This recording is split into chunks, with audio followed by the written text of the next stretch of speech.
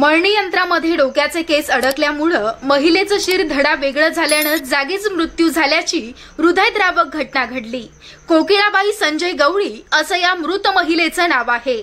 सिल्लोड तालुक्यातील वसई येथे ही घटना घडली। या घटनेनं कुटुंबियावर दुःखाचा डोंगर कोसळला। वसई येथे गुरुवारी दुपारी गावातील फकीरराव सणांचे यांच्या शेतात मका काढणीचे काम सुरू होतं। यासाठी कोकिळाबाई गवळीसह इतर मजूर महिला तेथे काम करत होत्या।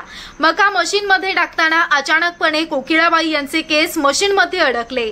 यामुळे वेगानं त्या मशीनमध्ये ओढल्या गेल्या आणि त्यांचं शिर धडा वेगळं झालं। त्यामुळे त्यांचा मृत्यू झाला। या घटनेनं मजूर महिलांना एकच खळबळ उडाली आहे। कोकिळाबाई यांच्या मृत्यूनं परिसरामध्ये हळहळ व्यक्त केली जात आहे।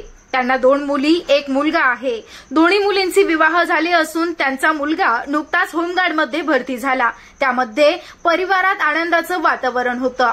कोकिळाबाई यांच्या मृत्यूनं कुटुंबावर दुःखाचा डोंगर कोसळला, तसेच गावामध्ये हळहळ व्यक्त होत आहे।